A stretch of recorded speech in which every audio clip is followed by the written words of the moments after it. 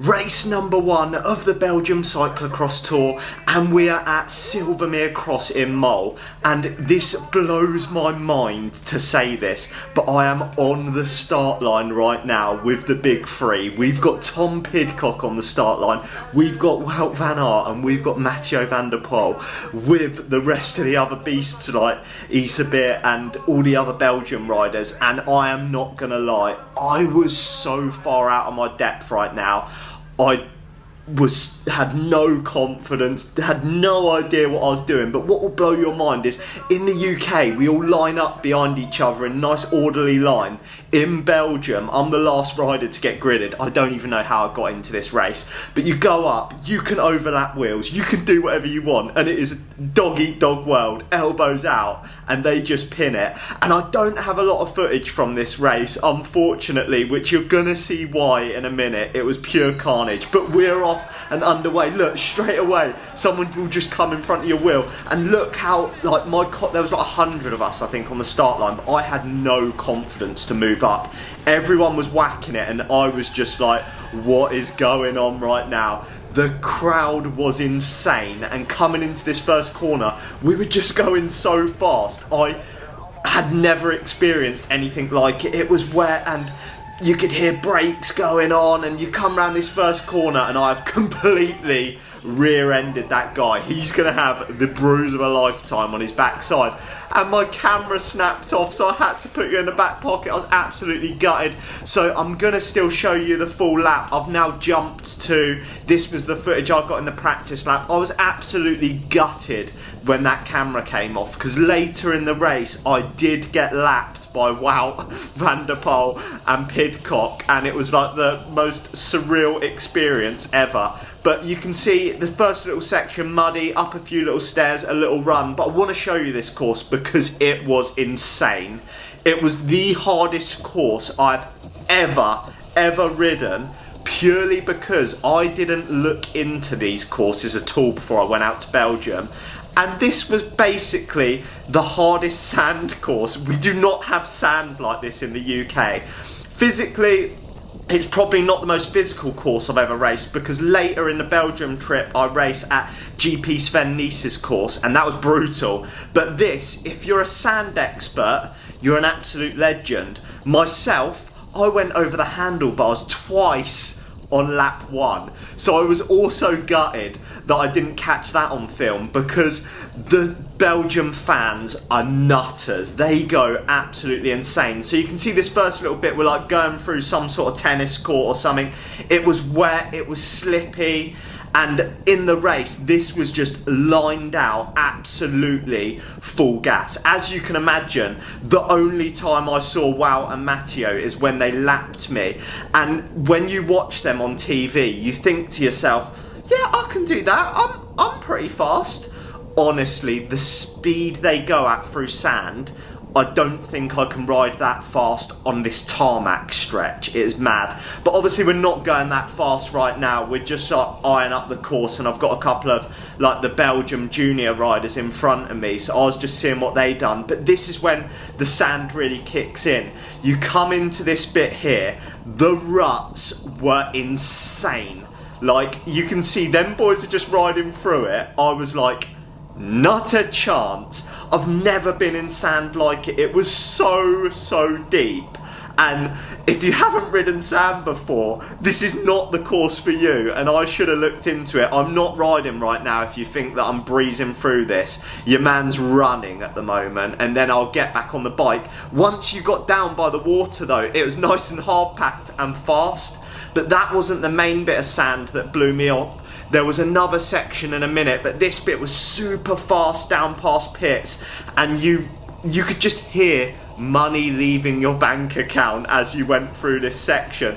The sand was just grinding away at my pads, my gears. I was devastated listening to this, but honestly I've got to show you this. It was mega. So the actual race was under like floodlights. It was like 5 deep fans, and if you ever get the chance to ride one of these UCI races, look at me now, I'm gliding through this bit of sand. I'm riding this bit. Go on, Georgie boy. Actually, nearly made it. But yeah, the fans just go nuts. When I went over the handlebars, they were going insane. It was absolutely mega. It was an experience of a lifetime that I'm a bit gutted that I didn't get to fully enjoy, because part of me felt like I didn't deserve to be there, and that's not the attitude to have. I entered it, anyone could have entered. Somehow I managed to get in. Look, more sandy sections. This bit wasn't too bad, all rideable, but this next little bit was absolutely wicked. So we go on to these. It's not really that sandy, this bit. It's a bit more muddy, and it's like a few little up and downs, a little bit technical because it gets steep and rutted. Look at the ruts on the outside, ruts around here. I think I had to get off and run even in the race because of the traffic and stuff. When you're starting and there's like 100 riders in front of you, it's pretty insane. But in a minute, I'm going to describe to you how it went during my race, and I'm gutted I didn't have this footage because it would have been absolutely comical.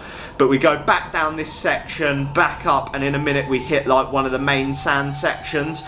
And when you watch the pros do it on GCN, they ride this section in a minute. Your man did not ride it at all. I'm making an absolute hash of this course, that's for sure. But it's just here, we come down, we hit this with so much speed during the race, and your man missed this rut. I think I actually got quite far there.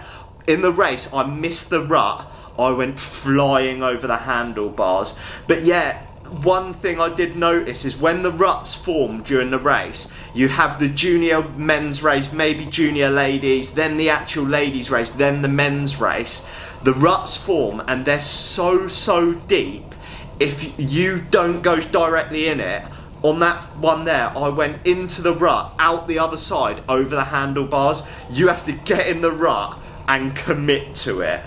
I can't describe it. We just don't have sand courses like this in the UK, and me being a numpty just saw, oh, UCI race, I'm a big boy, I'll enter that, and it was a shocking idea. But you come hurtling down here now before you go into the next sand section, and after just coming over the handlebars, you'd have think your man would have learned. I did not. I came during the race absolutely flying down here thinking I was a legend, hit this next sand section, went straight through the rut again and flipped straight over the handlebars. It was absolute madness. This sand was so rutted and so deep. Look how deep it is. I'm gonna jump to another bit of footage in a second. It's like a beach. This is for sand castles. Look, I actually managed to ride this in practice the second time round. I felt like a legend. During the race, absolutely no chance. You were off running. So if you want to do this course, you've either got to be a really good runner or really good in sand. I am neither. And look at these guys. The Belgium guys are just so good at getting through the sand. But this bit during the race for me was just run all the way down to the end. And I think like even like Wout and Van der Poel, they were getting like quite far, and it's Lawrence Swake who's a really good sand rider. Even they were having to run these bits at some point. And if you've ever ridden in deep sand, your legs are burning and screaming at you. It's absolutely hellish.